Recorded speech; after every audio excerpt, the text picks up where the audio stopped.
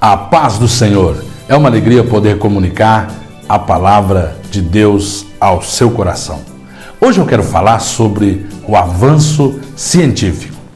Nós observamos que nos últimos 4.000 anos da história da humanidade não produziu tanta ciência como nos últimos 400 anos. Segundo os especialistas, nos últimos 40 anos, nós produzimos infinitamente mais ciência do que nos últimos 400 anos. E nos últimos 4 anos, nós produzimos mais ciência do que aconteceu nos últimos 40 anos. O progresso científico da humanidade está se multiplicando de uma maneira assustadora. Nós vemos também que 80% dos cientistas que viveram desde o primeiro homem, Adão, estão vivos ainda hoje conosco. Nós vemos também que existem 5.000 revistas científicas que são produzidas, algumas delas até semanalmente, falando sempre de novas pesquisas, de novas descobertas e de novos inventos criados pela ciência. Nós observamos também que 75% dos remédios que nós usamos hoje, eles foram descobertos depois da Segunda Guerra Mundial. Realmente, a ciência está se multiplicando. E a gente pode analisar esse avanço científico de diferentes aspectos. Em primeiro lugar, é preciso a gente ponderar que esta ciência, ela não produziu toda a tranquilidade que o homem moderno esperou.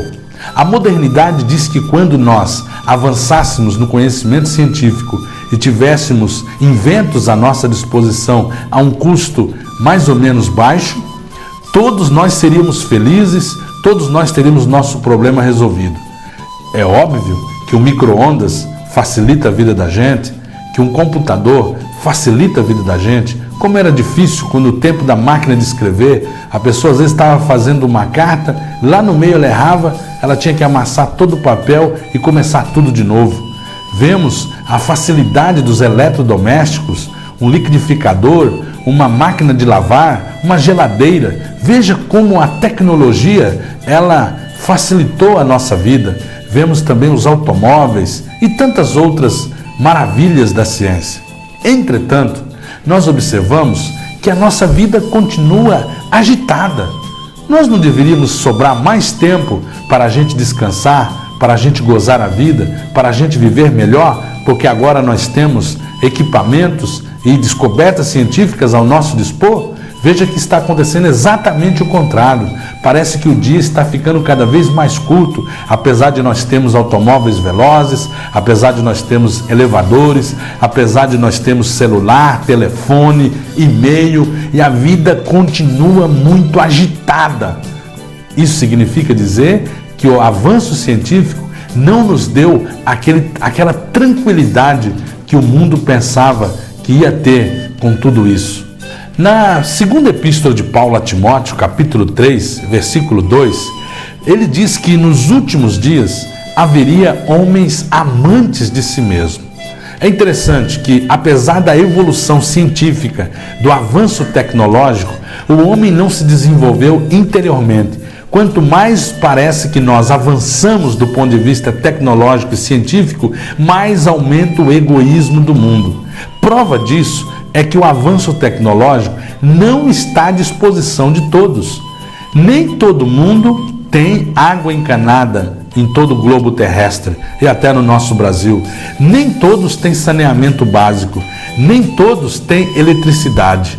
Olhando para a nossa própria cidade, a nossa região do norte do Paraná, uma região tão próspera, nem todos podem pagar um exame de tomografia, nem todos têm acesso a determinados exames que, se for esperar o poder público, a pessoa vai morrer porque ela não tem dinheiro para pagar. Veja que o avanço tecnológico não está distribuído a todos. Ele não é democratizado como a utopia socialista desejou tanto. E o capitalismo, ele entende que quanto mais concorrência tiver, mais poderá baratear o custo, mas não é isso que está acontecendo. Nós observamos que a ciência, o avanço tecnológico, as benesses do desenvolvimento tecnológico não estão à disposição de todos. Sabe por quê? Por um simples motivo, porque o homem é egoísta. O apóstolo Paulo disse que nos últimos tempos apareceriam homens amantes de si mesmo, homens egoístas. Toda a nossa estrutura social é de fato egoísta. Todo o avanço científico não está na mão de todos. Isso é uma demonstração de que a ciência não resolve o problema interior do ser humano. Em terceiro lugar, eu quero comunicar a você algo muito especial. A palavra de Deus já profetizou a respeito do avanço científico. Deus não foi pego de surpresa. Os leitores da Bíblia também não se surpreendem quando as inovações tecnológicas surgem. Nós não somos pegos de surpresa. A palavra de Deus, em Isaías capítulo 31, versículo 5, já dizia que os homens iam voar como aves. Hoje você vê os aviões voando nos ares, toneladas, o homem vencendo a lei da gravidade e com toda a aerodinâmica das aeronaves, ele consegue voar a uma velocidade impressionante, numa altitude nunca antes imaginada pelo ser humano. Mas a Bíblia Sagrada já profetizou isso. 700 anos antes de Cristo, o profeta Isaías já profetizara em Isaías 35:5, ou melhor, 31:5, que os homens voariam como aves. Outro profeta, o profeta Naum, profetizou no seu livro, no capítulo 2, versículo 4, que os carros se enfureceriam nas praças, chocar-se-iam pelas ruas, e o seu parecer é como a de tochas e correrão como relâmpagos. Veja, alguém falar isso 800 anos antes de Cristo, Deus já revelou aos seus profetas do grande avanço tecnológico. Deus não foi pego de surpresa com o grande avanço tecnológico. E a Bíblia diz que a ciência, que o conhecimento, ele é absolutamente uma detenção de Deus. E ele concede ao homem parte do seu conhecimento. E é Deus que inspira o homem para ele inventar, para ele criar. Porque esse é um dos aspectos do fato de Deus ter feito o homem à sua imagem e à sua semelhança. Deus deu poder ao homem para dominar a terra. E uma das maneiras que Deus faz isso é dar ao homem o direito dele criar, dele inventar, dele pesquisar, dele descobrir.